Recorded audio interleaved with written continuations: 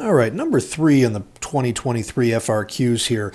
We've been given a differential equation here. A bottle of milk is being taken out of a fridge. They're putting it in a pan of water to warm it up. They've given you the differential equation right here. dm dt is equal to 1 over 4 times 40 minus m. The thing that's interesting about this, and this is starting to be a trend here that we're seeing in recent years, is this is a differential equation given to you in terms of the variable of the numerator here. Most of the time, when you'd expect to see a derivative such as dy dx equals, usually it would be something written in terms of x, which is the variable in the denominator, but they're starting to do this more and more where it's the variable of the numerator, in this case m, that the derivative is written in regards to. So what do we got here, guys? At the time of t equals 0, the temperature of the milk is 5 degrees Celsius. So that's your initial condition, and you want to circle that as soon as you read it. It's almost assuredly going to become important later on in this problem here. Okay, also interesting, it can be shown that m of t,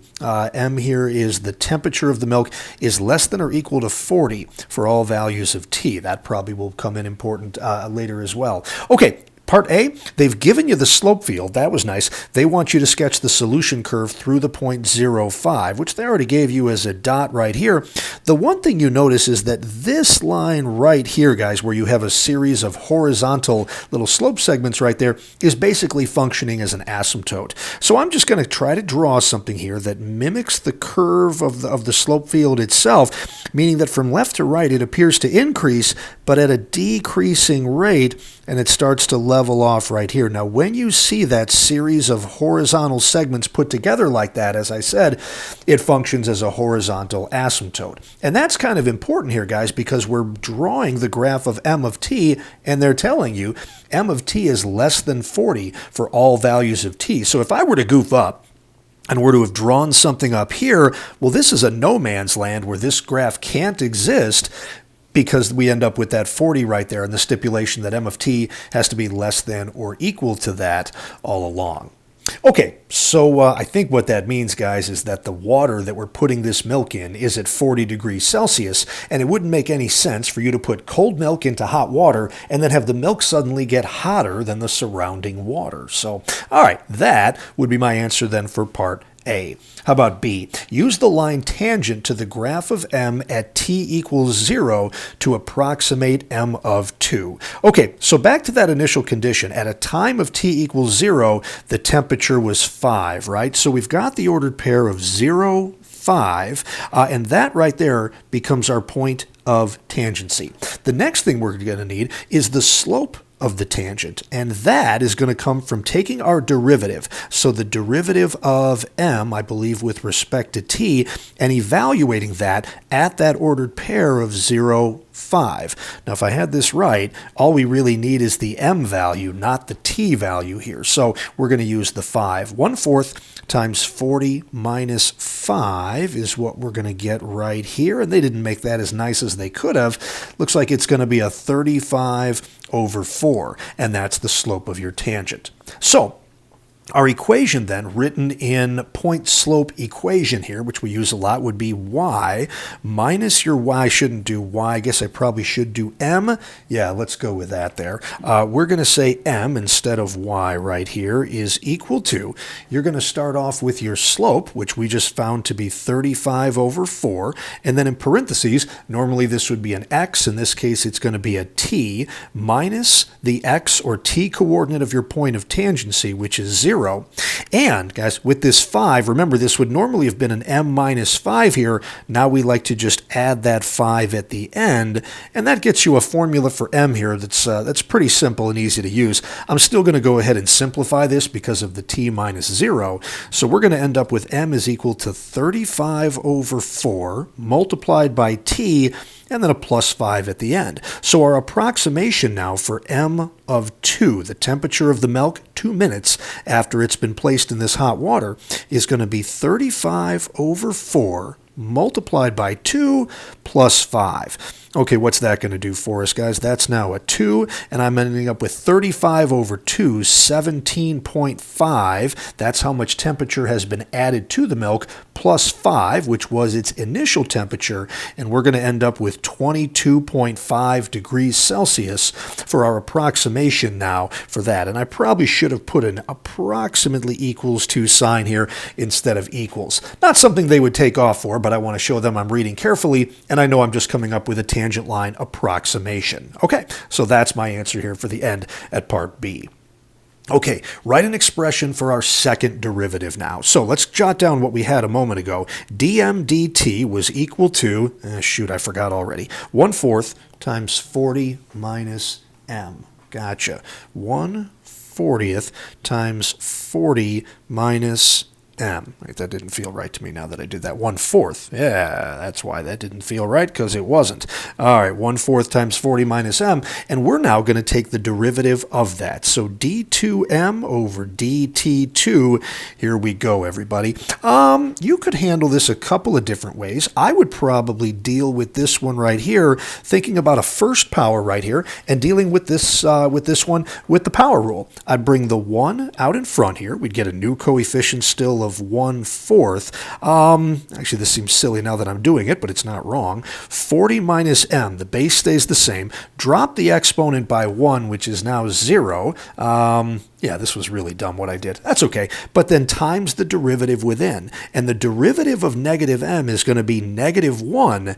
But remember, we're differentiating with respect to t. So there's now the chain rule here and a dm dt that has to be multiplied there as well. Now, like I said, I think I chose a dumb way to do this. This whole quantity to the 0 power is just 1. You can just forget about it. But we do have the 1/4 right here, multiplied by -1. That's going to make a -1/4.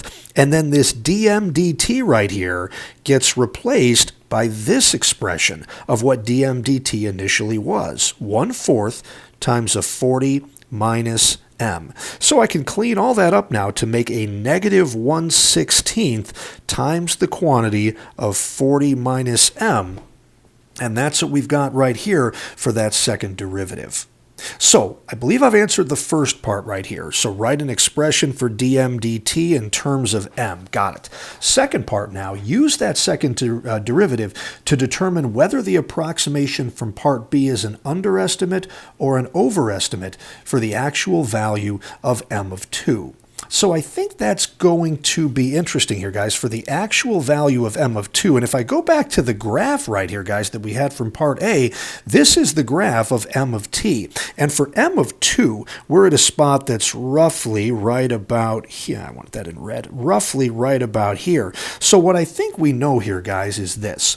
We know that our derivative is always going to be positive for all values of m that are less than 40 right here. So that's going to be important. But I think we've also learned that for small values of t, this second derivative looks like it's going to be negative. So we are dealing with a curve, and I guess we knew this from the graph here, that is increasing because its first derivative is positive, but at a decreasing rate because its second derivative is negative. And so a tangent line approximation at a spot right over here, something like that is an approximation for the actual value of m of 2. Let's take a look here, guys. Use that at that spot right there. We did the tangent line approximation at 0. So at 0, our tangent line approximation looked something like this. That's what we came up with right there. So for the actual value of m of 2, which is right here, I can see from this little graph here, guys, that the tangent line approximation is higher than the actual value of m of 2, which means I'm dealing with an overestimate. Okay, so what we can say right here, guys, is that value that we came up with right here, 22.5, is an overestimate. Can't spell, is an overestimate for the real value of m of 2. And the reason for that would be because, guys, the key determining factor for tangent line approximations here being too high or too low is it's because of the concavity of your graph right here. And we would say here for m of 2, because m of t is concave downward, concave downward. And the reason for that, I better explain my reasoning here, is because our second derivative, d2m over dt2, is negative. We can see that right here for all, let me just say, on this interval right here. So I'll go ahead and say for t less than 40. Gotcha. And that should be a pretty good explanation then for what we were looking for there. Okay, got it. All right, and then the last part right here, okay, we expected to see this coming. Use your separation of variables to solve for m of t, the solution to this differential equation. Okay, now remember guys, addition and subtraction looks easy, but that's actually the thing that we can't get around. So what we're going to do is we're going to take dm dt, which is equal to 1/40th times 40 minus m, and we are going to divide by that 40 minus m on both sides. You got to keep the 40 and the m together. At the same time, I'm going to multiply both sides by dt. The dt's on the left cancel, the 40 minus m's on the right cancel, and that leaves us with 1 over 40 minus m dm is equal to, and now it looks like we just have a 1/4 dt. I wouldn't be surprised if a lot of you guys moved the 1/4 and made this a 4 right here. It's correct, but it's just more stuff that you're going to have to clear out eventually to get m by itself, so you're always better off moving as little as possible over to that left-hand side. Okay, there's our separation of variables. Let's go ahead and anti-differentiate both sides. Left side can be a little bit tricky. We're anti-differentiating 1 divided by a linear function. That's when we're going to have the natural log of the absolute value of whatever your denominator was, 40 minus m, but wait, there's more, divided by the derivative within. And the derivative of negative m, because of the minus, is a -1. So I bet a lot of people are going to lose a point there.